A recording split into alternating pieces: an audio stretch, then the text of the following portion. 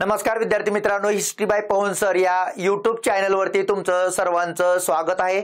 आज आपण येणाऱ्या 2 फेब्रुवारीच्या कंबाईन पूर्व परीक्षेसाठी मास्टर क्लास टेस्ट सिरीजच्या माध्यमातून 2 फेब्रुवारी पर्यंतच्या बऱ्याचशा गोष्टी आपण सिलेबस जो आहे का तो कव्हर करण्याचा प्रयत्न करणार आहे। पाठीमागच्या सुद्धा आपण कंबाईनला अशाच पद्धतीची सिरीज घेतली होती, राज्यसेवा पूर्वला सुद्धा आपण अशाच पद्धतीचे लेक्चर हे यूट्यूबला टाकले होते, ज्याचा फायदा मुलांना झालेला आणि त्यातले सुद्धा क्वेश्चन तुम्हाला आलेले परीक्षेला दिसतील। रिव्हिजन करत असताना ह्या घटकाचा अभ्यास करताना आपल्याला लक्षात येतं की कुठे फोकस करायला पाहिजे आणि त्या घटकावर जर पुढे प्रश्न विचारायचा असेल तर तिथे कुठले प्रश्न विचारले जाऊ शकतात, कुठल्या अँगलला क्वेश्चन विचारले जाऊ शकतात, या सगळ्याचा आपण या टॉपिक मध्ये काय करणार आहे, आपण आढावा घेणार आहे। लक्षात ठेवा, आज आपण ही स्पेशल आपली सिरीज चालू करतोय, ज्यामध्ये काय हटके पण गोष्टी असतील। लक्षात ठेवा, पेपर सोडवत असताना इतिहासामध्ये कुठल्या तंत्राचा वापर करायचा हे पण मी तुम्हाला ह्या प्रश्नाच्या सोबत सांगण्याचा प्रयत्न करेल। सोबत काही घटना असतील की त्या घटना सुद्धा आपण इथे घेण्याचा काय करूया,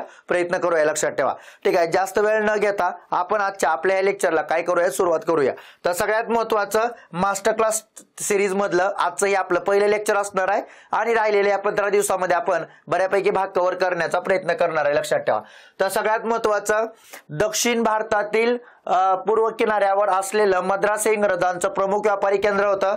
तर टिंबटिंब हे फ्रेंचांचं भारतातील मुख्य केंद्र होतं। ठीक आहे, तर सगळ्यात महत्त्वाचा हा क्वेश्चन आहे सुरुवातीच्या सत्तेबद्दल, म्हणजे युरोपियन लोकांचं भारतात आगमन आणि त्यांची सत्ता झालेली जी भारतातली स्थापना आहे याच्याबद्दल आपल्याला हा क्वेश्चन विचारलेला आहे। लक्षात ठेवा, मग हे सगळं बघत असताना आपला पहिला क्वेश्चन आहे। तर पहिल्या क्वेश्चन मध्ये आपल्याला विचारले की फ्रेंचांचं भारतातील मुख्य केंद्र कोणतं आहे, कालिकत, पॉंडिचेरी, चंद्रनगर आणि मच्छलीपट्टणम। तर सगळ्यात महत्त्वाच्या प्रश्नाचं उत्तर तुम्हाला माहिती असेल तर या प्रश्नाचं उत्तर आहे पॉंडिचेरी। लक्षात ठेवा, पॉंडिचेरी हे फ्रेंचांचं भारतातील सगळ्यात महत्त्वाचं दक्षिण भारतातील मुख्य केंद्र असलेलं आपल्याला दिसतं। लक्षात ठेवा, तर सगळ्यात महत्त्वाचा जर आपण विचार केला तर ईस्ट इंडिया कंपनी बद्दल परीक्षेला जर क्वेश्चन विचारायचा झाला तर ईस्ट इंडिया कंपनी बद्दल परीक्षेला क्वेश्चन विचारला जाऊ शकतो। मग आता सगळ्यात महत्त्वाचं एका साइडला इंग्लंड मधली ईस्ट इंडिया कंपनी यांच्याबद्दल प्रश्न विचारला जाऊ शकतो आणि दुसऱ्या साइडला फ्रेंच ईस्ट इंडिया कंपनी यांच्याबद्दल क्वेश्चन विचारला जाऊ शकतो। लक्षात ठेवा, ठीक आहे। त्यामुळे दोन्ही ईस्ट इंडिया कंपनीचा व्यवस्थित अभ्यास करणं आणि भारतातली त्यांची जी व्यापाराची राजवट आहे याच्याबद्दलचा विचार करणं किंवा त्याचा अभ्यास करणं आपलं महत्त्वाचं काम जिथे क्वेश्चन बनताना दिसतात। लक्षात ठेवा, ठीक आहे। तर सगळ्यात महत्त्वाचं इंग्लंड ईस्ट इंडिया कंपनी जी होती इंग्लंड मधली, तर या कंपनीला सुरुवातीला राणीनं 15 वर्षाची सनद दिली होती, नंतर ती सनद पुढे जाऊन काय झाली होती, कायमस्वरूपी झाली होती आणि कायमस्वरूपी असलेली सनद 1772च्या रेग्युलेटिंग ऍक्टनं परत एकदा किती वर्षासाठी दिली होती, परत एकदा 20 वर्षासाठी ती सनद दिली होती। लक्षात ठेवा, हे करत असताना ईस्ट इंडिया कंपनीनं सुरुवातीला सुरत या ठिकाणी वकार बांधायची परमिशन मागितली, पण ती परमिशन त्यांना देण्यात आली नव्हती, कारण का मुघलांना सुरुवातीला जहांगीरला पोर्तुगीज जवळचे होते, त्यामुळे ईस्ट इंडिया कंपनीला सुरुवातीला परमिशन देण्यात आली नव्हती, पण नंतर मात्र ती परमिशन देण्यात आली आणि सुरत या ठिकाणी 1613ला इंग्रजांनी वकार बांधून पूर्ण केली। लक्षात ठेवा, त्यानंतर आपण विचार केला तर इंग्रजांची भारतातील पहिली वकार कोणती होती, तर मसूलीपट्टणम हे त्या प्रश्नाचं काय पाहिजे, मग उत्तर पाहिजे। लक्षात ठेवा, कारण मसूलीपट्टणमला वकार बांधून पूर्ण झाली होती 1611ला आणि 1613ला वकार बांधली होती सुरतला, पण पहिल्यांदा परमिशन कोणाला देण्यात आली होती, तर त्याचं उत्तर होतं सुरत। लक्षात ठेवा, म्हणून आपण असंही आजही म्हणतो लक्षात ठेवा की ईस्ट इंडिया कंपनीची भारतातील पहिली वकार कोणती, तर सुरत। लक्षात ठेवा, पण बांधून पूर्ण झालेली पहिली वकार कोणती, तर मसूलीपट्टणम हे त्या क्वेश्चनचं उत्तर आहे आणि तो आयोगाचा क्वेश्चन राहिलेला आहे। लक्षात ठेवा, ठीक आहे। त्यानंतर 3 प्रेसिडेन्सी तयार केल्या होत्या ईस्ट इंडिया कंपनीनं। सगळ्यात महत्त्वाचं पहिलं बॉम्बे, त्यानंतर दुसरं बंगाल, त्यानंतर दुसरा बॉम्बे आणि तिसरा मद्रास। लक्षात ठेवा, म्हणजे बंगाल, बॉम्बे, मद्रास या 3 प्रेसिडेन्सी होत्या।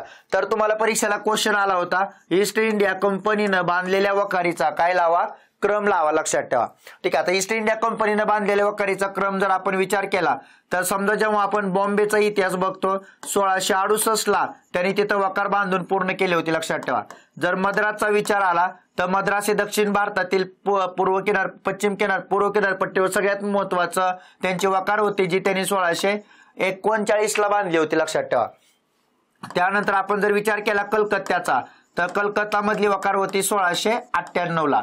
ठीक आहे, तर या सगळ्या गोष्टी आपल्याला सांगता येतील. त्यानंतर सगळ्यात महत्वाचं आग्रा असेल, त्यानंतर बडोच असेल, त्यानंतर अहमदाबाद असेल. तर या ठिकाणी ईस्ट इंडिया कंपनीनं 1619 पर्यंत आपल्या वखारी बांधून घेतल्या होत्या. पूर्वेकडच्या भागाचा विचार केला तर 1651ला हुगळी या ठिकाणी त्यांनी काय बांधली होती, वखार बांधली होती, लक्षात ठेवा. त्यामुळे हुगळी हे सुद्धा महत्वाचं आहे. त्यानंतर म्हणजे अशा ज्या वखारी होत्या त्या वखारीचा काय लावा विचारतात, क्रम लावा. त्यामुळे आपल्याला तो क्रम माहित असायला पाहिजे, लक्षात ठेवा. त्यानंतर सगळ्यात महत्वाचं फ्रेंच ईस्ट इंडिया कंपनीनं 1668ला सुरत या ठिकाणी काय बांधली होती, वखार बांधली होती. तर सगळ्यात महत्वाचं पहिली वखार फ्रेंचांची कुठं होती, सुरत. त्यानंतर एक जागा पूर्व किनारपट्टीवर त्यांना भेटली होती फ्रेंचांना, तिथं त्यांनी किल्ला बांधला होता. तर त्या किल्ल्याचं नाव होतं फोर्ट लुई, लक्षात ठेवा. तर फोर्ट लुई नावाचा जो किल्ला होता, तर या किल्ल्याच्या भोवती जे शहर अस्तित्वात आलं होतं ते शहर पुढच्या काळामध्ये काय होतं, पॉंडिचेरी, लक्षात ठेवा. त्यामुळे फोर्ट लुई किल्ला बांधणारा तिथं त्यांचा अधिकारी होता, त्याचं नाव काय होतं, मार्टिन. तर मार्टिन नावाच्या व्यक्तीनं तो किल्ला बांधलेला, ते शहर पुढे जाऊन काय बनतं, पॉंडिचेरी. पण परीक्षेला क्वेश्चन आला होता फ्रेंचांच्या कोणकोणत्या वखारी होत्या, लक्षात ठेवा. तर सगळ्यात महत्वाचं माहे, त्यानंतर यानम, त्यानंतर चंद्रनगर, त्यानंतर पदुचेरी, या कारिकल, या सगळ्या ठिकाणी कुणाच्या वखारी होत्या, तर ते फ्रेंचांच्या होत्या, लक्षात ठेवा. पण पॉंडिचेरी शहर अस्तित्वात आलं तिथं कुठला किल्ला होता, तर किल्ला कुठला होता, फोर्ट लुई. हा प्रश्न यायचा बाकी आहे. आता बघा, इंग्लंड आणि फ्रेंच यांच्यामध्ये वॉर झाले 3, त्याला आपण कुठले वॉर म्हणतो, कर्नाटक युद्ध. पण 1760च्या वांदिवतच्या लढाईनं कुणाचा पराभव झाला होता, फ्रेंचांचा पराभव झाले, लक्षात ठेवा. त्यामुळे वांदिवतची लढाई झाली होती 1760ला, त्याच्यामध्ये फ्रेंचांचा पराभव झालेला आपल्याला दिसतो, लक्षात ठेवा. अशा पद्धतीनं फ्रेंचांचं अस्तित्व भारतातील हळूहळू कमी करण्याचा इंग्रजांचा काय होता, प्लॅन होता. पण मद्रासचा जर आपण विचार केला तर मद्रास याबद्दल आपल्याला काही गोष्टी सुरुवातीला सांगता येतील. काय, तर फ्रान्सिस नावाचा एक व्यक्ती होता, लक्षात ठेवा. कोण, फ्रान्सिस डे नावाचा. आणि या फ्रान्सिस डेला तिथल्या मुघल चंद्रगिरीचा तिथला राजा होता, त्याच्याकडून तिथली थोडी जागा भेटली होती. पण त्या जागेवर इंग्रजांनी भारतातील पहिला किल्ला बांधला होता, त्याचं नाव होतं फोर्ट सेंट जॉर्ज, लक्षात ठेवा. कुठला किल्ला होता, फोर्ट सेंट जॉर्ज. म्हणजे फोर्ट सेंट जॉर्ज हा जो किल्ला आहे, तर फोर्ट सेंट जॉर्ज हा इंग्रजांनी बांधलेला भारतातील पहिला किल्ला होता. आणि त्याला तटबंदी बांधून त्याच्या भोवती जे शहर अस्तित्वात आलं त्या शहराला आपण आज मद्रास म्हणतो. याचा अर्थ काय, मद्रास शहर अस्तित्वात येण्याच्या अगोदर तिथं कोणता किल्ला होता, जो इंग्रजांनी भारतात बांधलेला पहिला किल्ला होता, त्याचं नाव होतं फोर्ट सेंट जॉर्ज, लक्षात ठेवा. आणि त्याच्या भोवती अस्तित्वात असलेलं शहर म्हणजे मद्रास. म्हणजे अशा टाईपचा प्रश्न परीक्षेला येऊ शकतो. तर तिथं कुठला किल्ला होता, त्या किल्ल्याचं नाव लक्षात ठेवा, फोर्ट सेंट जॉर्ज नावाचा. ठीक आहे. आणि मद्रास हे त्यांचं पूर्व किनारपट्टीवरची सगळ्यात महत्वाची वखार होती. एवढंच नाही तर मद्रास हे इंग्रजांचं पूर्व किनारपट्टीवरची महत्वाची काय होती, प्रेसिडेन्सी सुद्धा होती, लक्षात ठेवा. त्यामुळे तिथून त्यांनी पूर्व किनारपट्टीवरचा सगळा काय पाहिला, व्यापार पाहिला. म्हणजे अशा फॉर्मॅटमध्ये सुरुवातीचे क्वेश्चन येतात. त्यामुळे सुरुवातीचे ह्या गोष्टी लक्षात ठेवा की ज्या टॉपिकचा अभ्यास करताना मेन्सला 23ला प्रश्न आलेले आहेत कंटिन्यू, त्यामुळे पुढच्या काळामध्ये सुद्धा इथं परीक्षेला क्वेश्चन बनवू शकतात, लक्षात ठेवा. त्यानंतर मच्छलीपट्टणम हे प्रमुख केंद्र डचांचं होतं, लक्षात ठेवा. कारण डचांची पहिली वखार मसुलीपट्टणमला होती. ठीक आहे, लक्षात ठेवा. त्याला मच्छलीपट्टणम किंवा मसुलीपट्टणम असं आपण म्हणतो, लक्षात ठेवा. चंद्रनगरमध्ये सुद्धा फ्रेंचांचीच वसाहत राहिलेली आपल्याला दिसते. ठीक आहे. कालिकत मध्ये पहिल्यांदा कोण आलं होतं, वास्को द गामा. त्यामुळे कालिकत हे सगळ्यात महत्वाचं पहिल्या ठिकाणी त्यांनी तिथं व्यापाराचं काय स्थापन केलं होतं, केंद्र. पण पोर्तुगीजांची भारतातील पहिली मुख्य राजधानी कोणती होती, कोचीन. आणि नंतर त्यांनी ती राजधानी 1529ला कुठं आणली होती, गोवा. मग 1961 पर्यंत गोवा त्यांच्या हातामध्ये होतं, लक्षात ठेवा. ठीक आहे. त्यामुळे सुरुवातीचा जो भाग आहे तर त्याच्यावर परीक्षेला क्वेश्चन असतात. त्यामुळे या भागामधून आपल्याला ह्या गोष्टी कव्हर करता येतील. त्यानंतर खालीलपैकी कोणत्या कायद्यामुळे गव्हर्नर जनरलच्या शासनाला गव्हर्नमेंट ऑफ इंडिया असं नामाभिधान प्राप्त झालं, लक्षात ठेवा. ठीक आहे. तर अशा पद्धतीचे प्रश्न परीक्षेला बनवू शकतात. त्यामुळे हा क्वेश्चन तुम्हाला विचारलाय भारताचा घटनात्मक विकास या मुद्द्यावर, लक्षात ठेवा.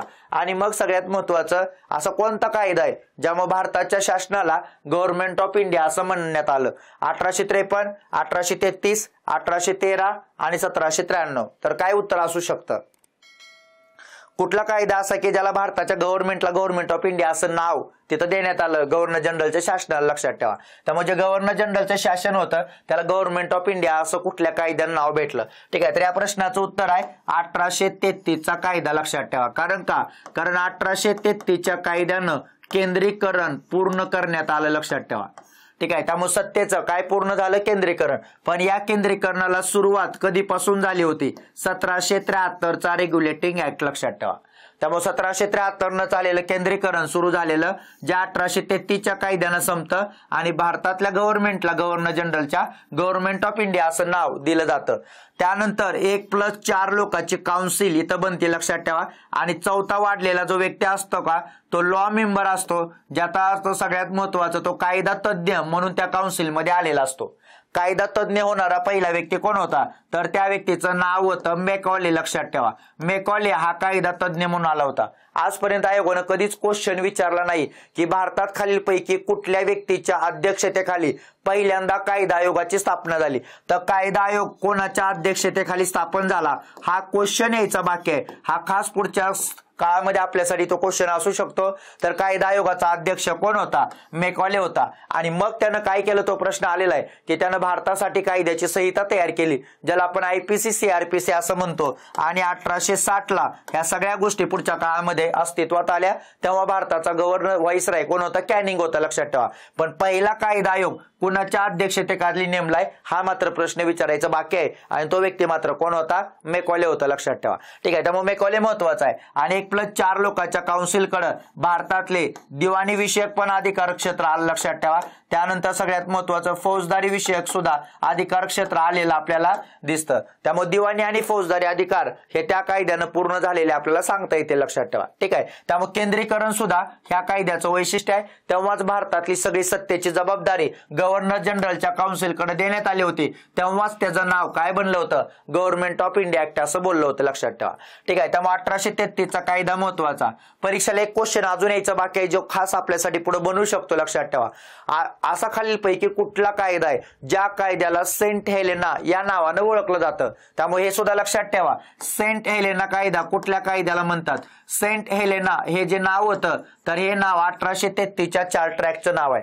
कारण पॅसिफिक महासागरामधलं अटलांटिक पॅसिफिक महासागरामध्ये असलेलं जे बेट होतं सेंट हेलेना नावाचं, हे बेट ईस्ट इंडिया कंपनीच्या हातामध्ये होतं आणि ते बेट कंपनीकडून ब्रिटिश पार्लमेंटला काढून घ्यायचं होतं. मग ते काढून घेण्यासाठी केलेला कायदा कोणता होता, सेंट हेलेना कायदा. परीक्षेला क्वेश्चन यायचा बाकी आहे, खालीलपैकी कुठल्या कायद्याला सेंट हेलेना कायदा असं बोलतात, तर 1833चा कायदा. अजून एक क्वेश्चन यायचा बाकी आहे, कोणता, खालीलपैकी असा कोणता कायदा आहे ज्या कायद्यानं दास प्रथा बंद करण्याची तरतूद त्या कायद्यामध्ये होती. दास प्रथा बंद करण्याची तरतूद कुठल्या कायद्यामध्ये आहे, 1833चा कायदा. अजून एक क्वेश्चन यायचा बाकी आहे, असा कोणता कायदा होता ज्या कायद्यामध्ये जन्म, वंश, वर्ण याच्यावरून आम्ही भारतीय लोकांमध्ये कोणताही काय करणार नाही, भेदभाव करणार नाही. तो क्वेश्चन कधीच आला नाही, तर तो 1833च्या कायद्याचं वैशिष्ट्य आहे, लक्षात ठेवा. ठीक आहे, अजून एक क्वेश्चन यायचा बाकी आहे. ऍडम स्मिथ हा जो व्यक्ती होता तर ह्या व्यक्तीनं मांडलेला जो लेजस फ्रियर सिद्धांत होता, या सिद्धांताचा खालीलपैकी कुठल्या कायद्यावर प्रभाव होता, तर लेजस फ्रियर सिद्धांताचा प्रभाव 1833च्या चार्टर ऍक्टवर आहे, लक्षात ठेवा. हा क्वेश्चन यायचा बाकी आहे. म्हणजे बाकीच्या तर गोष्टी सोप्या आहेत, तुम्हाला माहितच आहेत, पण ह्या गोष्टी ज्या पुस्तकात कुठं वाचायला भेटत नाहीत त्या गोष्टी तुम्हाला सांगितल्या, कारण ज्याच्यावर पुढच्या काळामध्ये काय बनू शकतो, क्वेश्चन बनू शकतो, त्यासाठी तो कायदा महत्वाचा आहे, लक्षात ठेवा. ठीक आहे, त्यामुळे 1833च्या कायद्यानं गव्हर्नमेंट ऑफ इंडिया असं नाव पण भेटलं आणि त्यांनी बऱ्याचशा सुधारणा सांगितल्या, त्याच्यावर परीक्षेला क्वेश्चन बनू शकतात पुढच्या काळामध्ये. 1793च्या चार्टर ऍक्टनं काय झालं, तर सगळ्यात महत्वाचं पगाराचा जो मुद्दा होता का, तो उच्च अधिकाऱ्यांचा पगार भारतीय तिजोरीतून द्यायला काय झाली, सुरुवात झाली, लक्षात ठेवा. 1793चा चार्टर ऍक्ट पण महत्वाचा आहे. त्यानंतर 1813च्या चार्टर ऍक्टनं 3च गोष्टी झाल्या. तर सगळ्यात महत्वाचं कंपनीची 20 वर्षाची सनद आली. एज्युकेशनसाठी 1 लाख रुपये देण्याची तरतूद होती. धर्मप्रसाराचं धोरण हे भारतामध्ये काय झालं, चालू झालं, लक्षात ठेवा. त्यामुळे धर्मप्रसाराचं धोरण 1 लाख रुपये आणि सगळ्यात महत्वाचं 20 वर्षाची सनद हे 13चं वैशिष्ट्य. सिव्हिल सर्व्हिसेसला सुरुवात कुठल्या कायद्यानं झाली, तर 1853 हा प्रश्न आलेला. पण एक क्वेश्चन यायचा बाकी आहे जो कधी क्वेश्चन आला नाही, कोणता, संसदीय व्यवस्थेला सुरुवात खालीलपैकी कुठल्या कायद्यानं झाली, तर संसदीय व्यवस्थेला सुरुवात 1853च्या कायद्यानं झालेली आपल्याला सांगता येते, लक्षात ठेवा. मग क्वेश्चन विचारतील ना, संसदीय व्यवस्था कुठल्या कायद्याचं वैशिष्ट्य आहे, तर त्या 1853च्या कायद्याचं वैशिष्ट्य लक्षात ठेवा. त्यानंतर प्रश्न विचारतील ईस्ट इंडिया कंपनीच्या हातातून पूर्ण व्यापाराचा एकाधिकार कोणत्या कायद्यानं नष्ट झाला किंवा पूर्ण व्यापार कोणत्या कायद्यानं मुक्त झाला, तर 1833च्या कायद्याचं वैशिष्ट्य आहे पूर्ण व्यापार त्यांनी काय झाला होता, मुक्त झाला होता लक्षात ठेवा. ठीक आहे, म्हणजे गव्हर्नमेंट ऑफ इंडिया हे नाव दिलंय, पण बाकीच्या अँगलला सुद्धा प्रश्न जाऊ शकतात, त्यामुळे कायदे करून जाणं गरजेचं आहे लक्षात ठेवा. त्यानंतर जमीन महसूल व्यवस्थेमध्ये नायब दिवाण हे पद निर्माण करणारा कोण होता लक्षात ठेवा.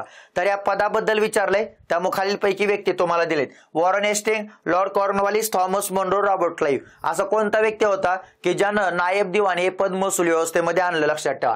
त्यामुळे नायब दिवाण या पदाची निर्मिती करणारा कोण होता, तर त्या व्यक्तीचं नाव होतं वॉरन हेस्टिंग. त्यानं ते पद अस्तित्वात आणलेलं आपल्याला दिसतं लक्षात ठेवा. म्हणजे वॉरन हेस्टिंग हा महसूल व्यवस्थेमध्ये सगळ्यात महत्वाचा व्यक्ती आहे ज्यांच्यावर परीक्षाला क्वेश्चन विचारला जाऊ शकतो. आताच प्रश्न आला होता लक्षात ठेवा कंबाईनच्या मेन्सला की त्याची असणारी पद्धत कुठली होती, तर त्याच्या पद्धतीचं नाव होतं लक्षात ठेवा बोली पद्धत, त्याच्या पद्धतीचं नाव होतं लिलाव पद्धत लक्षात ठेवा. सोबत त्याला मक्ता पद्धत म्हणतात, पंचवार्षिक पद्धत म्हणतात आणि सोबत त्याला वार्षिक पद्धत सुद्धा म्हणलं जातं लक्षात ठेवा. ठीक आहे, त्यामुळे त्यानं ही व्यवस्था राबवत असताना पहिल्यांदा कलेक्टर पदाची काय केली होती, निर्मिती केली होती लक्षात ठेवा. कलेक्टर नंतर सगळ्यात महत्वाचं त्यानं काही ठेकेदारांना सुद्धा जमीन महसूल जास्त पैसे घेऊन लावलेला विकलेला लक्षात ठेवा, ते पण महसूल व्यवस्थेमध्ये होते. त्यांना काढून टाकलं होतं. नंतर त्यानं पारंपरिक कुणाला आणलं होतं, जमीनदाराला आणलं होतं, परत जमीनदाराला काढून टाकलं होतं.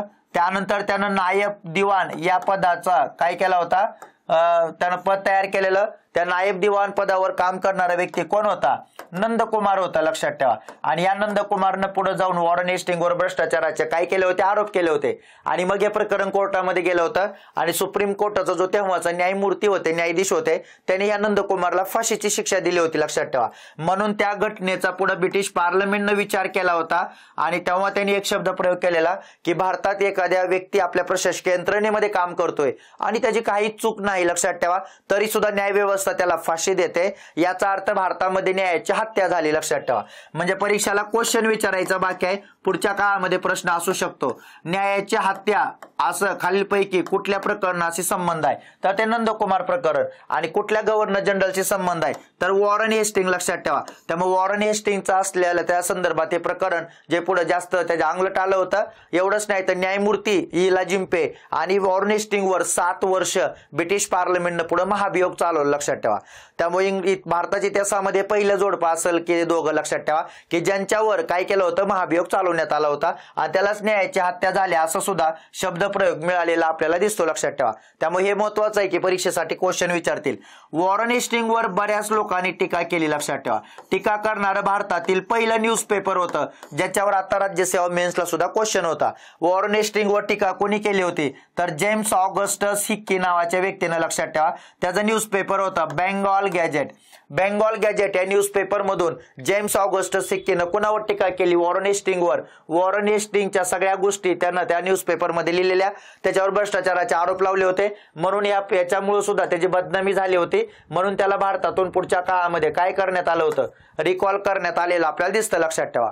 ठीक आहे, त्यामुळे वॉरन हेस्टिंगच्या काळामध्ये भारतामध्ये संन्याशांचा सुद्धा काय झाला होता, उठाव झाला होता. ज्या उठावाची दखल आनंदमठ कादंबरीमध्ये आपल्याला बंकिमचंद्र चटर्जींनी घेतलेली दिसते लक्षात ठेवा. त्यामुळे संन्याशांचा उठाव सुद्धा त्याने पुढे दडपून टाकला, पण त्याच्या विरोधात वातावरण भारतामध्ये सारखं स्ट्रॉंग बनत राहिलं आणि परिणामी त्याला भारतातून पुढे काढलेलं पण दिसतं. पण महसूल व्यवस्थेमध्ये त्यानं नायब दिवाण, जमीनदार, ठेकेदार, कलेक्टर अशी सारखी पद्धत बदलली. नायब दिवाणाला काढलं, नंतर 6 लोकांची त्यानं पुढे जाऊन काय आणली, प्रांतिक काउन्सिल आणली लक्षात ठेवा. ती प्रांतिक काउन्सिल काढली, परत त्यानं कलेक्टर पदाला अजून आणलेलं आपल्याला दिसतं लक्षात ठेवा. पहिल्यांदा आलेले कलेक्टर नंतर काढून टाकले होते, परत त्यांना घेण्यात आलं. म्हणजे याचा अर्थ काय, सारखं चुका करत राहिला कोण, तर वॉरन हेस्टिंग. आणि त्या चुकांमधून त्याचे नवीन वेगवेगळे काय होते, प्रयोग होते लक्षात ठेवा. या प्रयोगाचा कंपनीला काय फायदा झाला नाही लक्षात ठेवा. त्यामुळे त्याच्यावर बऱ्याचसा दोषारोप लावण्यात आला आणि त्याला भारतातून इंग्लंडला बोलवण्यात सुद्धा आलं. ठीक आहे, आता जमीन महसूल व्यवस्थेमधला प्रश्न आहे. फक्त वॉरन हेस्टिंग बघून चालणार नाही, बाकीचे लोक सुद्धा माहिती पाहिजे. कॉर्नवालिस लक्षात ठेवा. कॉर्नवालिसची असलेली पद्धत कायम धरा. 23 मार्च 1793 ला ती पद्धत बंगाल, बिहार, ओरिसा मध्ये लागू झाली लक्षात ठेवा. कॉर्नवॉलिसची कायमधारा पद्धत काय सांगता येते, ईस्ट इंडिया कंपनीचं वित्तीय स्थैर्य राखणं हेच त्याच्या कायमधारा पद्धतीचा बेस होता, लक्षात ठेवा. त्यामुळे वित्तीय स्थैर्य राखण्यासाठी त्यानं केलेली पद्धत, त्या पद्धतीचं नाव होतं कायमधारा. आणि कायमधारा पद्धतीने 19% क्षेत्रावर ती पद्धत लागू केलेली आपल्याला दिसते. सोबत बंगाल, सोबत बिहार आणि सोबत ओरिसा हे 3 प्रांत महत्वाचे आहेत. बंगाल, बिहार, ओरिसामध्ये त्याने ती पद्धत लावली, लक्षात ठेवा. त्यानंतर रॉबर्ट क्लाइव्हची दुहेरी शासन व्यवस्था होती. त्यामुळे दुहेरी शासन व्यवस्था 7 वर्ष होती, ज्यानं पूर्णपणे तिथला पैसा लुटलेला दिसतो आपल्याला. समृद्ध असणाऱ्या बंगालला कंगाल करणारा व्यक्ती कोण होता, तर तो रॉबर्ट क्लाइव्ह होता, लक्षात ठेवा. त्यानंतर थॉमस मनरोची कुठली पद्धत होती, रयतवारी, लक्षात ठेवा. रयतवारी पद्धतीमध्ये कसं होतं, शेतकरी आणि सरकार यांचा प्रत्यक्ष संबंध होता. आणि या प्रत्यक्ष संबंधामध्ये रयतवारीमध्ये मग शेतकरी सरकारला डायरेक्ट जबाबदार असायचे. 1/3, 50%, 66% हे शेतसाऱ्याचे दर होते, लक्षात ठेवा. आणि थॉमस मनरोने ही पद्धत कुठे लावली होती, मद्रास प्रांतामध्ये लावली होती. सोबत त्याला आसाममध्ये सुद्धा लागू केलेली. आणि उत्पन्नाच्या 1/3 भाग हा तेव्हा तो तिथं काय करायचा, महसूल रूपानं गोळा करायचा, लक्षात ठेवा. ती पद्धत त्यानं तिथं 30 वर्षासाठी आणली होती. ठीक आहे. त्यामुळे थॉमस मनरोची कुठली पद्धत सांगता येते आपल्याला, रयतवारी, लक्षात ठेवा, जिथं शेतकरी आणि सरकार यांचा प्रत्यक्ष संबंध आहे. त्यानंतर खालीलपैकी कोणी गोल्डस्मिथ आणि डेव्हिडसनच्या मदतीनं मुंबई प्रांतात 30 वर्ष रयतवारी पद्धत लागू केली होती, लक्षात ठेवा. तर सगळ्यात महत्वाचा 1835-36 ला 3 लोकांचं कमिशन होतं, लक्षात ठेवा.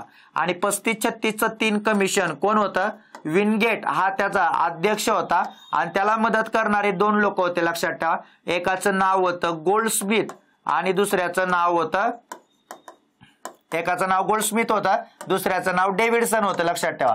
त्यामुळे डेव्हिडसन आणि गोल्डस्मिथ यांनी सर्वेक्षण केलं होतं.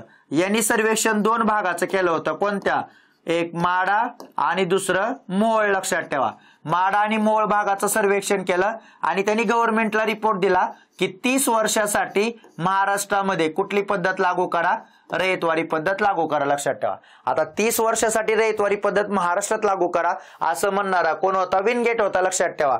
जो महसूल व्यवस्थेमधलाच काय होता, एक महत्वाचा अधिकारी होता. ठीक आहे. त्यामुळे महसूल व्यवस्थेमध्ये महत्वाचा अधिकारी पदावर काम करणारा विनगेट हा या दोघांच्या मदतीनं सर्वेक्षण करतो 2 भागातलं आणि 30 वर्ष पद्धत महाराष्ट्रामध्ये आणा असं तो म्हणतो, लक्षात ठेवा. म्हणजे सगळ्यात महत्वाचं, जर 1835 ला त्यानं 30 वर्ष महाराष्ट्रात पद्धत सांगितली तर कालावधी जाऊन थांबतो 1800 कधीपर्यंत, 65 पर्यंत, लक्षात ठेवा. आणि मग 1865 नंतर जी महाराष्ट्रातली परिस्थिती असते का, ती परिस्थिती भयानक असते, लक्षात ठेवा. कारण सगळ्यात महत्वाचं, महाराष्ट्रामध्ये शेतकऱ्यांच्या परिस्थितीकडे कोणही लक्ष द्यायला तयार नसतं. शेतमालाला काय नसतात, भाव नसतात. महाराष्ट्रामध्ये तेव्हाच्या काळामध्ये काय पडलेला असतो, दुष्काळ पडलेला असतो. आणि एका साईडनं सावकार शेतकऱ्याला त्यांचं कर्ज त्यांनी घेतलेलं असतं. त्यामुळे सावकार शेतकऱ्यांच्या मागे तगादा लावतात, आमचं पैसे द्या, लक्षात ठेवा.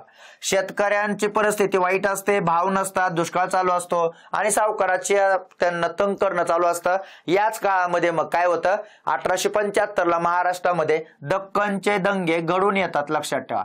त्यामुळे दक्कनचे दंगे कंबाईनला महत्वाचे असतात, ज्यांच्यावर परीक्षेला क्वेश्चन विचारला जातो, लक्षात ठेवा. त्यामुळे 1865 पासून 1875 पर्यंत हे 10 वर्ष महाराष्ट्रामध्ये संघर्षाचे आहेत. आणि शेतकऱ्यांची परिस्थिती वारंवार सरकारला जाणून देण्याचा प्रयत्न केला होता, पण सरकारनं त्या परिस्थितीकडे लक्ष दिलं नव्हतं. परिणामी दक्कनच्या दंग्याला काय होते, सुरुवात होते, लक्षात ठेवा. ठीक आहे. त्यामुळे अशा पद्धतीने या सगळ्या गोष्टी आपल्याला महत्वाच्या सांगता येतील, ज्या की परीक्षेला जमीन महसुला संदर्भात आहेत आणि विचारतात. त्यानंतर डेव्हिड रिकार्डो कोण होता, डेव्हिड रिकार्डो हा अर्थतज्ञ होता. डेव्हिड रिकार्डोनं सिद्धांत मांडला होता, त्या सिद्धांताचं नाव काय होतं, खंड सिद्धांत, लक्षात ठेवा. आणि डेव्हिड रिकार्डोनं मांडलेला जो खंड सिद्धांत होता तो इंदापूरमध्ये लागू केला होता. इंदापूरमध्ये खंड सिद्धांत लागू करणारा हा त्याचा शिष्य होता, त्याचं नाव होतं प्रिंगेल, लक्षात ठेवा. पण खंड सिद्धांताचा विषय काय होता, नेट प्रॉफिटच्या धर्तीवर आपल्याला शेतसारा पाहिजे.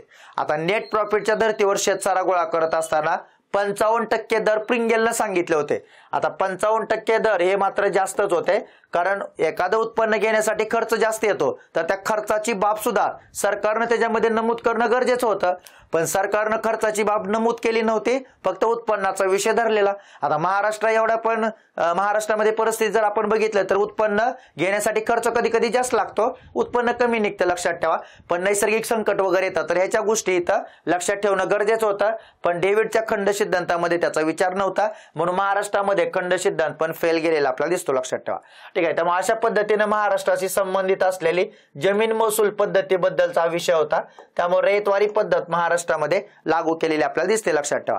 एवढंच नाही तर सगळ्यात महत्वाचं डेव्हिड रिकार्डोचा शिष्य कोण, जो पुण्याचा असिस्टंट कलेक्टर होता, ज्याच्यावर सुद्धा आयोगाचा काय होता क्वेश्चन होता, त्याचं नाव होतं प्रिंगेल, लक्षात ठेवा. ठीक आहे, तर अशा सगळ्या गोष्टी महत्वाच्या आहेत, लक्षात ठेवायला पाहिजे. त्यानंतर 31 मार्च 1867 रोजी स्थापन करण्यात आलेल्या प्रार्थना समाजाच्या स्थापनेमध्ये खालीलपैकी कोणाचा सहभाग होता, लक्षात ठेवा. आता सगळ्यात महत्वाचं प्रार्थना समाजामधले काय विचारले, तो कोणाचा नव्हता असं विचारले, म्हणजे तुम्हाला मेंबर दिलेत आणि प्रार्थना समाजात कोण नव्हता असं दिलेलं आहे. त्यानंतर आत्माराम पांडुरंग तरखडकर हे तर असणारच की, लक्षात ठेवा, कारण का प्रार्थना समाजाचे ते तर अध्यक्ष आहेत, म्हणजे त्याच्या स्थापनेमध्ये त्यांचा सहभाग असणार. न्यायमूर्ती चंदावरकर हे सुद्धा मेंबर होते, लक्षात ठेवा. डॉक्टर रामकृष्ण भांडारकर हे सुद्धा होते. बाळशास्त्री जांभेकरांचा विषय लक्षात ठेवा, होते का नव्हते. त्यानंतर न्यायमूर्ती महादेव गोविंद रानडे होते, लक्षात ठेवा. वामन आबाजी मोडक हे सुद्धा होते, म्हणजे जांभेकर नव्हते, लक्षात ठेवा, कारण जांभेकरांचा आणि या समाजाचा काही संबंध नाही, कारण त्याच्या अगोदर जांभेकरांचं काय झालं होतं, निधन झालं होतं, लक्षात ठेवा. ठीक आहे, याचा अर्थ बघा, आता वामन आबाजी मोडक सुद्धा होते, म्हणजे वामन आबाजी मोडक माहित आहे तर हा ऑप्शन येणार नाही, क नंबर येणार नाही, 2 नंबर सुद्धा येणार नाही, लक्षात ठेवा. राहिलं उत्तर मंद केवळ काय होतं, ड होतं, लक्षात ठेवा. ठीक आहे, आणि त्यासोबत अजून बरेचसे लोक तुम्हाला प्रार्थना समाजामध्ये सांगता येतील, लक्षात ठेवा. भाऊ महाजन सुद्धा होते प्रार्थना समाजामध्ये, भाऊ महाजन यांचा संबंध होता, लक्षात ठेवा. त्यानंतर सगळ्यात महत्वाचं मुंबई विद्यापीठाचे 4 पदवीधर बाळ मंगेश वागळे, एक नाव इथं नाही, लक्षात ठेवा. तर बाळ मंगेश वागळे यांचा सुद्धा यांच्यामध्ये काय होता, सहभाग होता. गोपाळकृष्ण गोखलेंनी पुढे प्रार्थना समाजाच्या माध्यमातून काम केलं होतं. रमाबाई रानडे सुद्धा इथं आपल्याला दिसतील, लक्षात ठेवा. महर्षी वीरा शिंदे यांचा सुद्धा या समाजामध्ये काय होता, सदस्य म्हणून सहभाग होता. मामा परमानंद यांचा सुद्धा या समाजामध्ये काय होता, सहभाग होता, लक्षात ठेवा.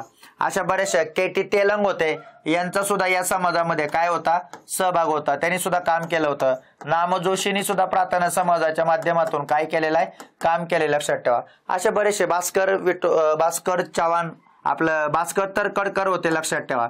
भास्कर तरखडकर बंधू मधले एक व्यक्ती आहेत, तर त्यांचा सुद्धा या समाजामध्ये काय होता, सहभाग होता. म्हणजे असे बरेचसे लोक आपल्याला सांगता येतील की या समाजाचे सदस्य होते.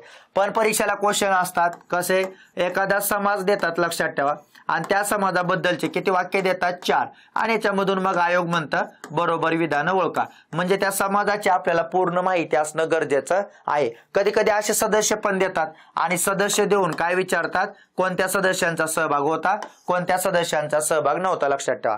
पण जे लोक मुंबई विद्यापीठाचे पदवीधर होते ते प्रार्थना समाजाचे मेंबर होते, आणि हे जे प्रार्थना समाजाचे मेंबर आहेत का, हेच लोक पंडिता रमाबाईच्या शारदा सदनच्या सल्लागार मंडळातले कोण आहेत, सदस्य आहेत, लक्षात ठेवा. त्यामुळे शारदा सदनच्या सल्लागार मंडळामध्ये हे लोक आपल्याला पुढे दिसतील, लक्षात ठेवा.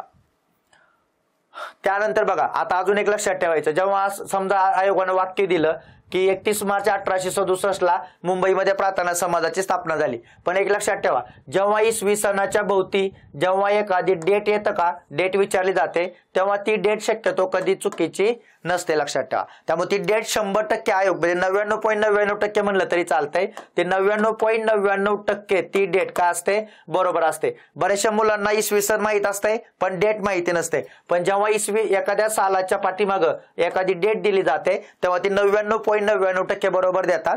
एखादा पॉइंट म्हणजे 0.0.0 मधला एखादा चान्सेस आहेत, लक्षात ठेवा, की ते चुकीचं असू शकतं, पण शक्यतो ते बरोबर देताना आपल्याला दिसतं. जेव्हा आपण पेपरचं विश्लेषण करतो तेव्हा आपल्याला ह्या गोष्टी तिथं ठोकताळ्याच्या स्वरूपामध्ये अशा लक्षात ठेवता येतात, लक्षात ठेवा. त्यानंतर सगळ्यात महत्वाचं 2025 साठी आपण नवीन बॅचेस सगळ्या रेकॉर्ड करतोय, आणि ह्या बॅचेस तुम्हाला आपले हिस्ट्री बाय पवन सर ह्या ऍप्लिकेशन वरती काय करतील, भेटतील, लक्षात ठेवा. सगळे नवीन लेक्चर असणार आहेत, एकही 2024चं जुनं लेक्चर आपण त्यात टाकणार नाही. सगळ्या नवीन बॅचेस आपल्या ऍपवर हिस्ट्री बाय पवन सर हे ऍप डाउनलोड करा, त्याच्यामध्ये तुम्हाला पाहायला भेटतील, लक्षात ठेवा. त्या ऍप 2025च्या परीक्षेच्या दृष्टिकोनातून सगळ्यात महत्वाच्या असतील. आणि एवढंच नाही तर आपण नोट्स सुद्धा काय करतोय, अपडेट करतोय, नोट्स पण अपडेट केलेल्या आहेत, लक्षात ठेवा. त्या अपडेट नोट्स तुम्हाला तिथं पाहायला भेटतील. त्यानंतर जोड्या लावा, विजय मराठा, जागृती दिन मित्र आणि तरुण मराठा. तर सगळ्यात महत्वाचा हा टॉपिक कोणता आहे, लक्षात ठेवा, ब्राह्मणेतर चळवळ आणि ब्राह्मणेतर चळवळीमध्ये असलेले काय दिले तर न्यूजपेपर, ज्यांच्यावर प्रत्येक परीक्षेला आजपर्यंत जवळपास काय आले तर क्वेश्चन आले. तर विजय मराठा हे नावाचं न्यूजपेपर कोणाचं होतं तर ते श्रीपतराव शिंदे यांचं होतं. लक्षात ठेवा. जागृती कुणाचं होतं, भगवंतराव पाळेकरांचं होतं. दिनमित्र तरवडीवरून निघायचं पहिल्यांदा मुकुंदराव पाटील यांचं. आणि तरुण मराठा कोणाचं होतं तर दिनकरराव जवळकरांचं. लक्षात ठेवा. म्हणजे संपादक आणि न्यूजपेपरचे नाव यांच्या जोड्या लावा. तर ह्या अशा जोड्या तुम्हाला दिसतील 1 2 3 4 हे त्या प्रश्नाचं उत्तर आहे. दिनकरराव जवळकर ब्राह्मणेतर चळवळीमधले सगळ्यात महत्वाचे नेते. लक्षात ठेवा. दिनकरराव जवळकरांचं कैवारी नावाचं न्यूजपेपर हे ब्राह्मणेतर चळवळीचं मुखपत्र होतं. लक्षात ठेवा. एवढंच नाही तर दिनकरराव जवळकरांचं जे तेज नावाचं न्यूजपेपर होतं हे तेज नावाचं न्यूजपेपर शेतकऱ्यांचं मुखपत्र म्हणून ओळखलं जायचं. लक्षात ठेवा. त्यामुळे शेतकऱ्यांचं मुखपत्र म्हणून त्याला तिथं महत्व आहे. त्यामुळे कैवारी, तेज आणि सगळ्यात महत्वाचं तरुण मराठा, दिनकरराव जवळकरांनी हे पुस्तक आपलं वर्तमानपत्र चालू केले. पण ब्राह्मणेतर चळवळीमधलं लक्षात ठेवा जे साहित्य आहे का, साहित्य ते बऱ्यापैकी एकाच व्यक्तीच्या नावावर आहे आणि त्या व्यक्तीचं नाव आहे दिनकरराव जवळकर. त्या साहित्यामधलं सगळ्यात महत्वाचं गाजलेलं पुस्तक त्यांचं होतं. लक्षात ठेवा. देशाचे दुश्मन. आणि मग देशाचे दुश्मन या पुस्तकामध्ये ते लोकमान्य टिळक आणि विष्णूशास्त्री चिपळूणकरांना देशाचे दुश्मन म्हणताना दिसतात. आणि मग त्या पुस्तकातून पुढे देशाचे दुश्मन काय गाजला होता, कटला गाजला होता. लक्षात ठेवा. ठीक आहे. त्यामुळे देशाचे दुश्मन हे पुस्तक कोणाचं आहे तर ते दिनकरराव जवळकरांचं आहे. त्यानंतर छत्रपती पद्यसंग्रह ही पुस्तिका सुद्धा त्यांनीच लिहिली. लक्षात ठेवा. छत्रपती पद्यसंग्रह नावाची पुस्तिका सुद्धा त्यांनी लिहिली, ज्याच्या माध्यमातून महात्मा गांधी, त्यानंतर छत्रपती शाहू महाराज, छत्रपती शिवाजी महाराज यांच्याबद्दल त्यांनी स्तुती तिथं आदर व्यक्त केलेला आपल्याला दिसतो. लक्षात ठेवा. प्रणय प्रभाव नावाचं नाटक कोणाचं होतंय तर प्रणय प्रभाव नावाचं नाटक सुद्धा कोणी लिहिलंय दिनकरराव जवळकरांनी लिहिलेलं आपल्याला दिसतं. लक्षात ठेवा. ठीक आहे. त्यामुळे असं बरंचसं साहित्य तुम्हाला दिनकरराव जवळकरांचं या ब्राह्मणेतर चळवळीमध्ये दिसेल. मुकुंदराव पाटील यांचं कुलकर्णी लीलामृत हे काव्य गाजलं होतं. लक्षात ठेवा. त्यामुळे कुलकर्णी लीलामृतच्या माध्यमातून त्यांनी काय केलं होतं की पुरोहित लोक सर्वसामान्य लोकांच्या बोळेबाबडेपणाचा कसा फायदा घेतात याच्याबद्दल त्यांनी त्याच्यामध्ये आपले मतं मांडलेले आहेत. लक्षात ठेवा. भगवंतराव पाळेकरांचं जागृती नावाचं न्यूजपेपर महत्वाचं आहे आणि श्रीपतराव शिंदे यांचं विजय मराठा. लक्षात ठेवा. तेव्हा ब्राह्मणेतर चळवळीमध्ये कुठले न्यूजपेपर होते याच्याबद्दलचा क्वेश्चन आहे आणि ब्राह्मणेतर चळवळ करा एखादा क्वेश्चन असतो. लक्षात ठेवा. जोपर्यंत भारताचा एक मोठा शेतकरी वर्ग राष्ट्रीय सभेच्या बाहेर राहील तोपर्यंत राष्ट्रीय सभेला राष्ट्रीय म्हणून घेण्याचा अधिकार नाही असं ठणकावून सांगणारे कोण होते. लक्षात ठेवा. तर असे ठणकावून सांगणारे समाज सुधारक कोण होते, महात्मा फुले, महर्षी वीरा शिंदे, एम.जी. रानडे आणि महात्मा गांधी. लक्षात ठेवा. तर त्या सगळ्यात महत्वाचं महात्मा फुले यांचं ते वाक्य. लक्षात ठेवा. तेव्हा महात्मा फुलेंनी म्हणलं होतं जोपर्यंत भारताचा एक मोठा वर्ग शेतकरी हा राष्ट्रीय सभेच्या बाहेर राहील तोपर्यंत राष्ट्रीय म्हणून घेण्याचा अधिकार नाही असं महात्मा फुलेंचं वाक्य होतं. आणि मग महात्मा फुलेंनी राष्ट्रीय सभेला राष्ट्रीय मानायला नकार दिलता. लक्षात ठेवा. ठीक आहे. कारण शेतकरी आणि कामगार वर्ग हा तिथं उपस्थित नसायचा. त्यामुळे शेतकरी आणि कामगार जोपर्यंत उपस्थित राहणार नाहीत तोपर्यंत त्या लोकांचे प्रश्न मांडले जाणार नाहीत तोपर्यंत त्या नेत्यांना राष्ट्रीय म्हणून घेण्याचा अधिकार नाही असं वाक्य कुणाचं होतं महात्मा फुलेंचं होतं. लक्षात ठेवा. ठीक आहे. त्यामुळे महात्मा फुले यांच्या सत्यशोधक समाजाने केलेल्या 2 ऍक्टिव्हिटी लक्षात ठेवा. एक काँग्रेसचं पहिलं अधिवेशन जे भरलं होतं 1885 ला आणि त्या अधिवेशनामध्ये सत्यशोधक समाजानं काय केलं होतं एका सुधारणेच्या झाडाचं चित्र तयार केलं होतं आणि या सुधारणेच्या झाडाच्या चित्राच्या ज्या प्रती आहेत का त्या अधिवेशनातल्या सगळ्या सदस्यांना वाटल्या होत्या. एक शेतकरी उभा राहिलाय त्याच्या डोक्यावर झाड उगवलेलं आहे त्या झाडावर इंग्रज, सावकार, श्रीमंत लोक बसून त्याचे फळे खातायत आणि त्या सगळ्याच्या ओझ्यामध्ये शेतकरी दबून गेलाय असं ते चित्र होतं आणि ते चित्र पहिल्या अधिवेशनामध्ये सगळ्यांना वाटलेलं. आणि दुसरं होतं 1889चं अधिवेशन जे अधिवेशन भरलं होतं बॉम्बेला ज्याच्या अध्यक्ष विल्यम वेडरबर्न होते. लक्षात ठेवा. तेव्हा त्या अधिवेशनामध्ये शेतकरी, कामगार, महिला, टिळक या सगळ्यांनी या अधिवेशनामध्ये भाग घेतला होता. तेव्हा त्या अधिवेशनाच्या गेटवर 30 फूट उंचीचा गवताचा पुतळा शेतकऱ्याच्या वेशातला उभा केला होता आणि शेतकऱ्यांचा तो पुतळा तिथं शेजारी उभा केला स्टेज तिथं साईडला स्टेजवर. लक्षात ठेवा. म्हणजे गेटच्या बाहेर काही येणाऱ्या राष्ट्रीय प्रत्येक नेत्याला त्या पुतळ्याकडे लक्ष द्यावं आणि ज्यातून शेतकऱ्याचे प्रश्न समजावे हा त्यांचा उद्देश होता. लक्षात ठेवा. म्हणून या 2 ऍक्टिव्हिटी सत्यशोधक समाजाने केलेल्या आपल्याला दिसते. लक्षात ठेवा. ठीक आहे. त्यामुळे परीक्षेला क्वेश्चन विचारतील की अशा ऍक्टिव्हिटी करणारे कोण होते तर ते सत्यशोधक समाज आणि सगळ्यात महत्वाचं भारतीय राष्ट्रीय काँग्रेस बद्दल त्यांची भूमिका लक्षात ठेवा. त्यानंतर विजोड व्यक्ती आता महर्षी वीरा शिंदे सुद्धा महत्वाचे आहेत. कारण त्यांनी 1917चं जे काँग्रेसचं अधिवेशन भरलं होतं का ते अधिवेशन झालं होतं कलकत्त्याला. त्याच्या अध्यक्ष आणि बेजंट होत्या. तेव्हा त्यांनी अस्पृश्य निवारणाचा काय मांडला होता ठराव मांडला होता, लक्षात ठेवा. त्यामुळे अस्पृश्य निवारणाचा ठराव कोणी मांडला असा प्रश्न विचारला तर महर्षी विठ्ठलरामजी शिंदे. आणि मग त्या ठरावाला लोकमान्य टिळकांनी विरोध केला होता. जर ईश्वर अस्पृश्यता पालन करत असेल तर मी ईश्वराचं अस्तित्व मानणार नाही असं टिळकांचं वाक्य होतं, लक्षात ठेवा. ठीक आहे. त्यामुळे महर्षी वीरा शिंदेने अस्पृश्य निवारणाचा ठराव 1917च्या अधिवेशनात मांडला. तेव्हाच अस्पृश्यांचा प्रश्न राष्ट्रीय लेवलला आपल्याला पहिल्यांदा आलेला दिसतो, लक्षात ठेवा. ठीक आहे. त्यामुळे रानडे एकदा पण काँग्रेसचे अध्यक्ष वगैरे नव्हते. महात्मा गांधी 1924च्या बेळगावच्या काँग्रेसच्या अधिवेशनाचे काय होते, एकदा अध्यक्ष होते, लक्षात ठेवा. त्यामुळे 24ला या वर्षी किती वर्ष पूर्ण होत आहेत, 100 वर्ष पूर्ण होत आहेत. त्यामुळे महात्मा गांधी अध्यक्ष होते, त्याला 100 वर्ष पूर्ण झाले. परीक्षेला क्वेश्चन विचारतील, मग काय विचारू शकतात तिथे, लक्षात ठेवा. तिथे हे विचारू शकतात, बेळगावचं अधिवेशन चालू होण्याच्या अगोदर स्टेजवर पहिल्यांदा कुठलं नाटक सादर करण्यात आलं होतं, तर त्या नाटकाचं नाव होतं तुरुंगाच्या दारात, लक्षात ठेवा.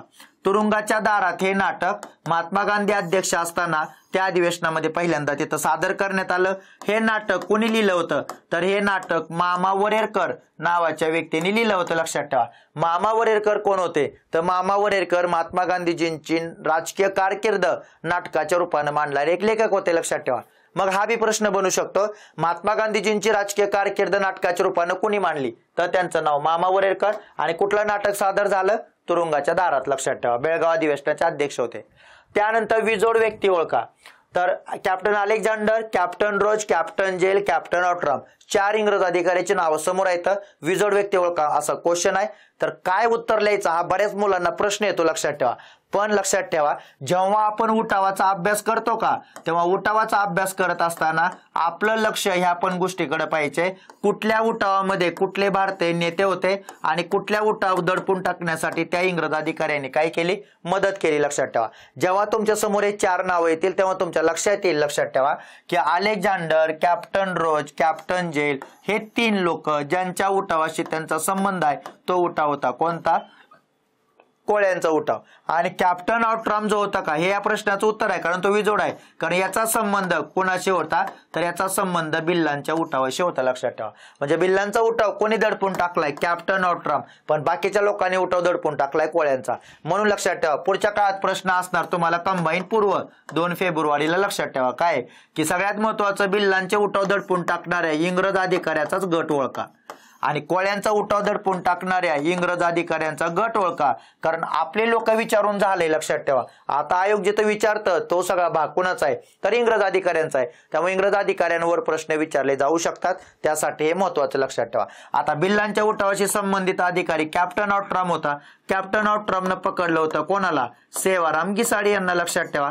त्यानंतर बिल्लांचं पुनर्वसन कोणी केलं होतं, कॅप्टन ब्रिग्जनं केलं होतं. कॅप्टन ब्रिग्जनं कुणाला आणलं होतं, तर डुसाटला आणलं होतं, लक्षात ठेवा. त्यानंतर लिव्हिंगस्टन नावाचा एक अधिकारी होता, तो सुद्धा बिल्लांच्या उठावाशी संबंधित होता. आणि चौथा व्यक्ती कोण होता, कॅप्टन ऑट्रम, लक्षात ठेवा. म्हणजे ऑट्रम, ब्रिग्ज, डुसाट, लिव्हिंगस्टन कुणाच्या उठावाशी संबंधित आहेत, तर ते बिल्लांच्या उठावाशी संबंधित आहेत. अलेक्झांडर, त्यानंतर कॅप्टन मॅकॅन्टॉश, त्यानंतर कॅप्टन रोज, कॅप्टन जेल कोणाच्या उठावाशी संबंधित आहेत, तर ते लोक कोळ्यांच्या उठावाशी संबंधित आहेत, लक्षात ठेवा. ठीक आहे. म्हणजे कोळ्यांच्या उठावाशी संबंधित असलेले कोण आणि बिल्लांच्या उठावाशी संबंधित असलेले कोण, इंग्रज नेतृत्व, लक्षात ठेवा, ज्यांच्यावर परीक्षेला क्वेश्चन बनू शकतो. कारण इंग्रज अधिकाऱ्यांचे काय लक्षात ठेवायचे, नाव, आणि सारखं लक्षात म्हणजे वाचायचं ते, कारण ऑटोमॅटिक लक्षात राहतं, लक्षात ठेवा. 1768 मध्ये सुरू झालेलं चोर बंड हे पूर्व भारतातील पहिला उठाव होता. 18व्या शतकाच्या शेवटपर्यंत चाललं. तर बंगाल मधल्या कोणत्या जिल्ह्यात चोरांनी उठाव केला, लक्षात ठेवा, तर चितगाव, बक्सार, मुर्शिदाबाद आणि मिदनापूर. तर सगळ्यात महत्वाचा चोरांचा उठाव बंगालच्या कुठल्या भागात झाला होता, तर बंगालच्या मिदनापूर भागामध्ये झाला होता. जगन्नाथ धाल नावाचा जो व्यक्ती होता, तर जगन्नाथ धाल नावाच्या व्यक्तीनं त्या उठावाचं काय केलं होतं, नेतृत्व केलं होतं, लक्षात ठेवा. त्यामुळे सगळ्या चोरांनी एकत्र येऊन इंग्रज, सावकार आणि जमीनदाराच्या विरोधात काय केला होता, उठाव केला होता. 1768ला तो उठाव झालेला आपल्याला दिसतो, लक्षात ठेवा. त्यामुळे चोरांचं बंड होतं जे 18व्या शतकाच्या शेवटपर्यंत चाललेलं. पण कोणत्या जिल्ह्यात होतं, परीक्षेला क्वेश्चन विचारतील, मिदनापूर, लक्षात ठेवा. त्यानंतर चितगाव. आता चितगाव हा क्रांतिकार्यामध्ये तुम्हाला ठिकाण भेटणार, लक्षात ठेवा. कारण चितगाव काय म्हणून गाजलं होतं, कट म्हणून गाजला होता. मुर्शिदाबाद ही बंगालच्या नवाबाची काय होती, राजधानी होती. पण राजधानी मुर्शिदाबाद वरून मुंगेर या ठिकाणी घेऊन कोण गेलं होतं, त्याचं नाव मीर कासिम होतं, लक्षात ठेवा. कासिमनं राजधानी बदलली होती. बक्सार या ठिकाणी 23 ऑक्टोबर आपलं बक्सार या ठिकाणी 23 ऑक्टोबर 1764 ला एक लढाई झाली होती, ज्या लढाईचं नाव होतं बक्सरची लढाई, लक्षात ठेवा, ज्याच्यामध्ये इंग्रजांचा ईस्ट इंडिया कंपनीचा विजय झाला होता आणि तिथं असलेल्या 3 सत्ताधीशांचा काय झाला होता, पराभव झालेला, ज्याच्यामध्ये इंग्रजांच्या विरोधातले शत्रू बंगालमधले समाप्त झाले होते. शाह आलम, सुजाउद्दौला आणि मीर कासिम या 3 लोकांचा पराभव केला होता. आणि पुढे बक्सरच्या लढाईनंतर 1765 ला अलाहाबादचा तह करण्यात आला होता. तो तर रॉबर्ट क्लाइव्हनं शाह आलम सोबत केलेला, लक्षात ठेवा. आणि ज्या तहानं बंगाल, बिहार, ओरिसाचे कंपनीला काय भेटले होते, दिवाणी भेटली होती, लक्षात ठेवा. ठीक आहे, पण हा सगळ्यात महत्वाचा चोर संघर्ष तिथं झालेला आपल्याला मिदनापूरमध्ये दिसतो. पण बाकीच्या ठिकाणाची पण माहिती लक्षात ठेवा, ज्यांच्यावर प्रश्न विचारतील. ठीक आहे. त्यानंतर ॲलन ह्यूम या ब्रिटिश निवृत्त अधिकाऱ्याने भारतीयांच्या बौद्धिक, नैतिक, सामाजिक, राजकीय पुनरुत्थानासाठी कोणत्या विद्यापीठाच्या पदवीधरांना उद्देशून पत्रामध्ये 50 स्वयंसेवक द्या, मला भारतीय लोकांचं संघटन करायचं आहे, असं तो कुठल्या विद्यापीठाच्या प्राचार्याला बोलला होता, किंवा तिथल्या सगळ्यात महत्वाचं त्या विद्यापीठाला पदवीधरांना पत्र लिहून त्यानं सांगितलेलं. तर सगळ्यात महत्वाचं मुंबई विद्यापीठ, मद्रास, कलकत्ता आणि ऑक्सफर्ड. तर ते होतं विद्यापीठ कुठलं, कलकत्ता विद्यापीठाच्या त्यानं प्राचार्याला पत्र लिहून सांगितलं होतं की मला 50 विद्यार्थी द्या, त्या विद्यार्थ्यांना मला काहीतरी सांगायचं आहे, त्यातून मला भारतीयांचं पुनरुत्थान वगैरे करायचं आहे, लक्षात ठेवा. आणि त्याच्यातूनच मग पुढे जाऊन 1884 ला ॲलन ह्यूमनं संघटना आणली होती. संघटनेचं नाव होतं इंडियन नॅशनल युनियन आणि ही संघटना पुढे जाऊन काय बनली होती, इंडियन नॅशनल काँग्रेस, लक्षात ठेवा. ज्याचा जन्मदाता आपल्याला कोण दिसतो, ॲलन ह्यूम दिसतो, लक्षात ठेवा. त्यामुळे इंडियन नॅशनल युनियन ही संघटना कोणाची आहे, हा योगाचा क्वेश्चन राहिला होता. ती संघटना ॲलन ह्यूमनं कलकत्तामध्ये 1884 ला निर्माण केली होती आणि त्याचंच नाव पुढे 85 ला काँग्रेस झालं, लक्षात ठेवा. पण हे सगळं करत असताना तो कलकत्ता विद्यापीठातल्या 50 विद्यार्थ्यांना समोर घेऊन तो लेक्चर देत होता. आणि लेक्चर देताना त्याने एक वाक्य म्हणलं होतं, तुमचे आदर्श खूप उच्च आहेत, त्यानंतर तुमची प्रेरणा खूप मोठी आहे, हे सगळं असून पण काय उपयोग नव्हता. कारण तुम्ही असंघटित आहात आणि जेव्हा असंघटित असतात लोक तेव्हा ते एकाकी अवस्थेमध्ये दुर्बल असतात. तर तुम्हाला गरज आहे संघटित होण्याची, असं त्यानं आपल्याला सांगितलं होतं, लक्षात ठेवा. पण हे संघटित होण्याचा जे विषय होता तो काँग्रेसच्या माध्यमातून इंग्रजी सत्तेला वाचवायचं होतं. त्यासाठी तो भारतात सुरक्षा झडप आणू इच्छित होता. यासाठी सगळा त्याचा अट्टास दिसतो, लक्षात ठेवा. त्यातून पुढे काँग्रेसचा काय झाला, जन्म झाला. त्यानंतर पुढील पैकी कोणत्या महाराष्ट्रीयन व्यक्तीने एकदा पण राष्ट्रीय सभेचं अध्यक्षस्थान भूषविलेलं नाही, लक्षात ठेवा. म्हणजे असा कोणता व्यक्ती आहे जो भारतीय राष्ट्रीय काँग्रेसचा एकदा पण अध्यक्ष झाला नाही. चंदावरकर होते का अध्यक्ष, होते, लक्षात ठेवा. 1900 सालचं अधिवेशन. महादेव गोविंद रानडे होते का अध्यक्ष, ठीक आहे, आठवत नाही. गोपाळकृष्ण गोखले होते का अध्यक्ष, होते. 1905चं अधिवेशन बनारसचं, वसाहतीचं स्वराज्य पहिल्यांदा मागितलं. रघुनाथ मुदोळकर होते का अध्यक्ष, आठवत नाही. काय उत्तर असू शकतं, लक्षात ठेवा. तर मग कुठला महाराष्ट्रीयन व्यक्ती आहे जो काँग्रेस एकदा पण अध्यक्ष झाला नाही, तर त्याचं उत्तर आहे महादेव गोविंद रानडे. ते एकदाही काँग्रेसच्या अधिवेशनाचे काय नव्हते, अध्यक्ष नव्हते, लक्षात ठेवा. त्यामुळे महादेव गोविंद रानडे हे नाव महत्वाचं आहे, जे एकदाही अध्यक्ष झाले नाहीत. रघुनाथ मुदोळकर अध्यक्ष होते. 1912 ला बांकीपूर, पटना या ठिकाणी झालेलं बिहारमधलं अधिवेशन होतं, त्याचे अध्यक्ष रघुनाथ मुदोळकर होते.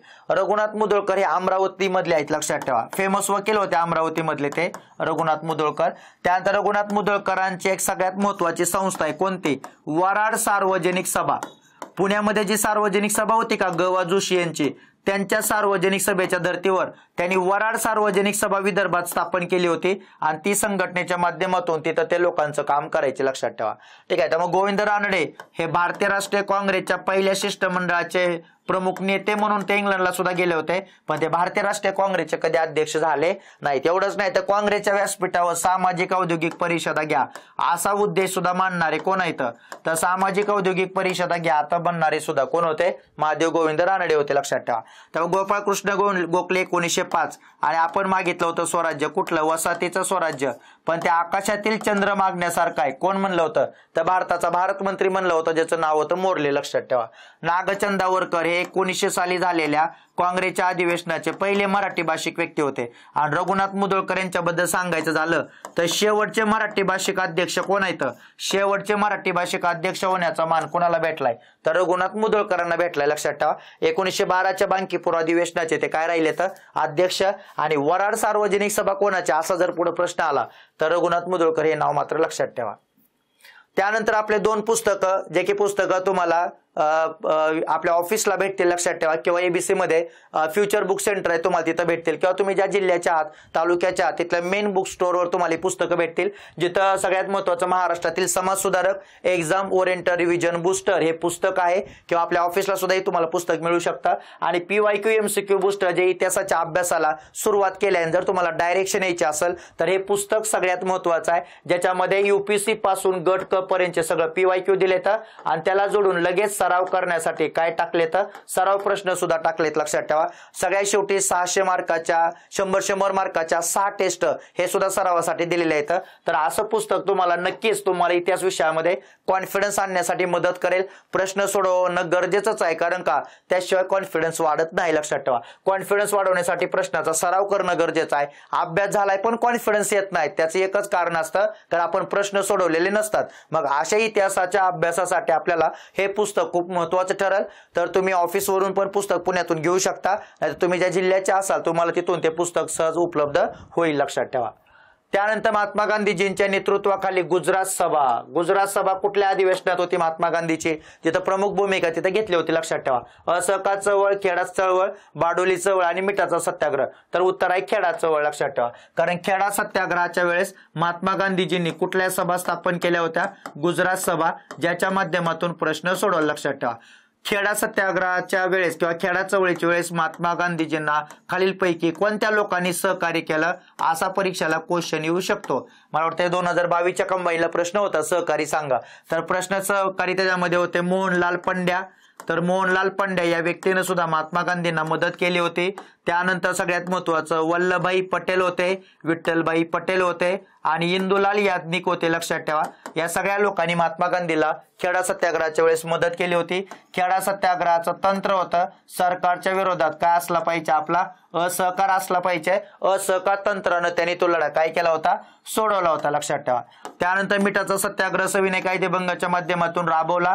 तिथं बऱ्याच महिलांचा सहभाग होता. आता 1 डिसेंबरला झालेल्या राज्यसेवा पूर्वला धारासाना सत्याग्रहाचं नेतृत्व कुठल्या महिलेने केलं, असा प्रश्न आला होता. त्यांचं नाव होतं सरोजिनी नायडू लक्षात ठेवा. बारडोली सत्याग्रहामध्ये वल्लभभाई पटेलांचं नेतृत्व. शेतसाऱ्याचे दर 30% होते लक्षात ठेवा, ते दर कमी करा यासाठी सुरू झालेला लढा, जिथं वल्लभभाई पटेलांच्या नेतृत्वानं तो लढा आपल्याला यशस्वी झालेला दिसतो लक्षात ठेवा. प्रश्न विचारायचा बाकी आहे, वल्लभभाई पटेलांनी तिथं सत्याग्रह पत्रिका चालू केल्या होत्या. तर प्रश्न विचारतील सत्याग्रह पत्रिका कुठल्या सत्याग्रहाच्या वेळेस चालू झाल्या होत्या, तर बारडोली सत्याग्रहाच्या वेळेस, आणि वल्लभभाई पटेलांनी सत्याग्रह पत्रिका चालू केली होती लक्षात ठेवा. असहकार चळवळ महात्मा गांधी यांची देश पातळीवर असलेली चळवळ, जी चौरी चौरा घटनेनंतर पुढे आली होती. पण असहकार चळवळीमधले काही मुद्दे लक्षात ठेवा ज्यांच्यावर परीक्षेला क्वेश्चन असतो. त्यानंतर न्यायालयावर बहिष्कार टाकणारे लोक कोण कोण होते ते मुद्दे आपल्याला माहित पाहिजे. त्यानंतर कायदे मंडळावर बहिष्कार टाकणारे कोण होते माहित पाहिजे. परकीय कपड्यावर बहिष्कार टाकणारे कोण होते माहिती पाहिजे. त्यानंतर सगळ्यात महत्वाचं वकिलीचा त्याग करणारे कोण होते हे आपल्याला माहिती पाहिजे. म्हणजे अशा बऱ्याचशा गोष्टी आहेत की जिथं आपल्याला असहकार चळवळीमध्ये आहेत आणि त्यातल्यावर सुद्धा प्रश्न विचारतात. त्यामुळे असहकार चळवळ सुद्धा महात्मा गांधीजींचे महत्वाचे लक्षात ठेवा. तर महात्मा गांधी आणि राष्ट्रीय चळवळीवर एखादा प्रश्न असतो, त्यामुळे ते सगळं करून जाणं गरजेचं आहे लक्षात ठेवा. तर अशा पद्धतीनं आपला हा मास्टर क्लास सिरीज मधला आजचा आपलं पहिलं लेक्चर, काही क्वेश्चन घेतले जिथे की क्वेश्चन पुढच्या काळात येऊ शकतो अशी संकल्पना वाटते. त्यामुळे त्या सगळ्या क्वेश्चनच्या माध्यमातून हे सगळं तुम्हाला विश्लेषण देण्याचा हा झाला प्रयत्न. लवकरच भेटूया दुसरा व्हिडिओ घेऊन, तोपर्यंत धन्यवाद.